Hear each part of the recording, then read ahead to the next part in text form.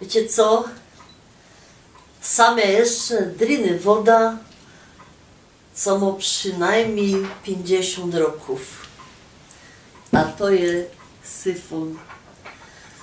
Młode ludzie, co kupują ze zgrzewki wody mineralnej, albo gazowanej, albo niegazowanej, bo teraz ta niegazowana jest bardziej w wodzie, tak podejrzewam, że wcale nie wiedzą, jak to fungowało. A to jest jeszcze wierny towarzysz mojego dzieciństwa, syfon. I pojemność, no kasza wiela to będzie liter, albo 1,5 litra. No chyba z 1,5 liter, no 1,5. Ja mieszkałam w Chorzowie Batorym, czyli Hajduki Wielkie. I no w jednym miejscu wedle dworca było takie miejsce, kaj szło taki syfon nabić. Kosztowało to 2,20. Żebyście mieli pojęcie, wiele to było 2,20 w tamtych czasach.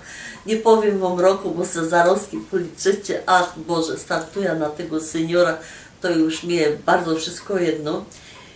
Czekolada wedla kosztowała 19 zł, a kostka masła 17,50, czyli 2,20 kosztował syfon. Ja musiała iść 2 przystanki, tak się to najlepiej niesło, bo ten kokotek się zachoczył palec, a sam na tej dźwigni trzeba było łopszyć ręka.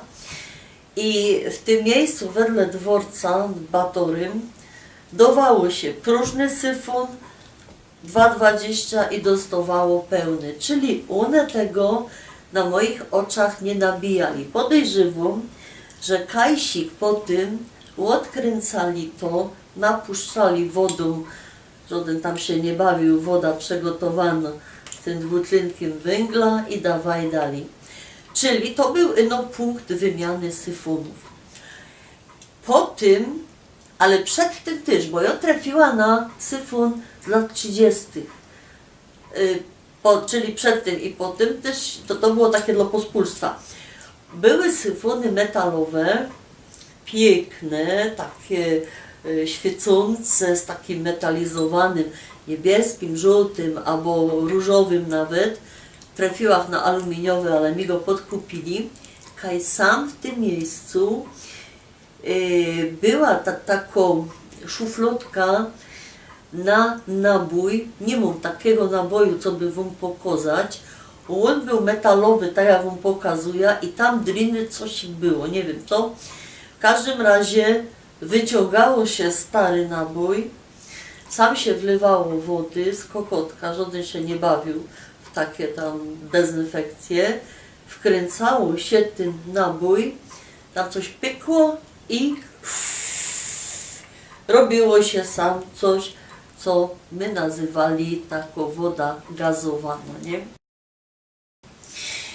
I ja wam powiem tak, że ja w okresie lata to ojce mnie posyłały po ten syfon, dawali mi pieniądze, jakby dali 5 zł, no to tak, ja zaszła do tego punktu wymiany syfonów i potem po drodze, że piła, no bo gorko mi było.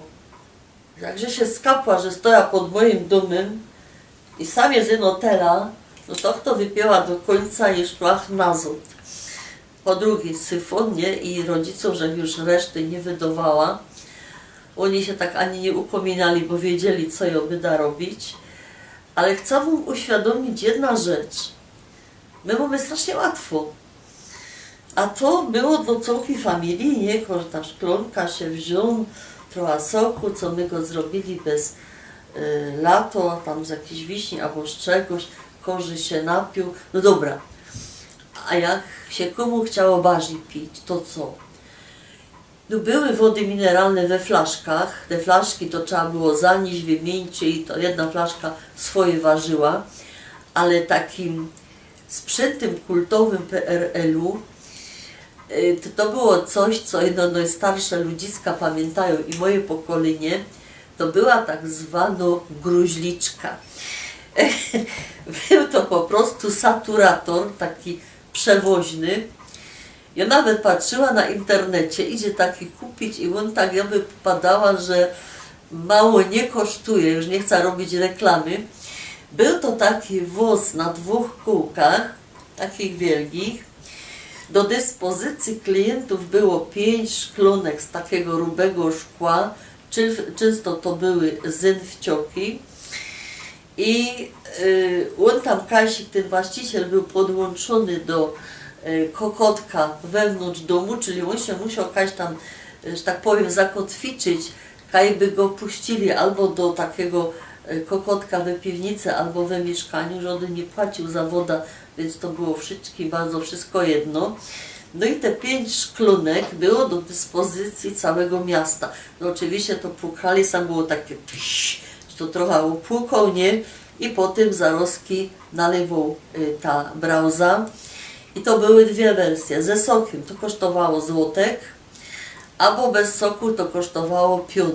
No i my, dziecka, tam szli, mieliśmy 2-3 złote, nie, no to my się to tam ustawili we kolejce i dziecka tak piją woda, porząd, to my się tam zawsze przy tym saturatorze trafili i my tam swoje wypili. No, czemu gruziczka? To było takie złośliwe powiedzenie, bo jeszcze, Jezus, zawsze nie lubię padać za moich czasów, ale jak ja była mało, to gruźlica tak nie do końca była wytępiona i faktycznie nos tam bez przerwy badali, prześwietlali, część dziecek nagle ze klasy znikała i się pokazywało, że jechali Kasik do prewentorium, czyli do takiego sanatorium właśnie dla takich dziecek zagrożonych gruźlicą na cały rok. Także to wcale nie było takie śmieszne. No i oby padała, że dzisiaj ta Unia Europejska, ona tak o nas dba, że taki saturator, jakby nawet ktoś chciał tak hobydlohecy zrobić, nie? Dzisiaj 1 maja, my to kręcimy, jest 1 maja, tak hobydlohecy zrobić, takie wspomnienia PRL-u, to by go tam chycił sanepid, nie? Że nie ma jednorazowych kubków. A powiem wam, że z tego grubego szkła najbardziej smakowało, takie trochę, tam jeszcze były ślady Lippenstiftu na obrzeżach od poprzedniej klientki. Potem by to się pokazało, że to nie są normy unijne, że tam tego gazu za tyle nie ma, że ta szklonka jest za mało, że co to tam jeszcze by mogli od nas chcieć. Wszystko. My by się w każdym razie takiej pysznej wody z ekokotka nie napili.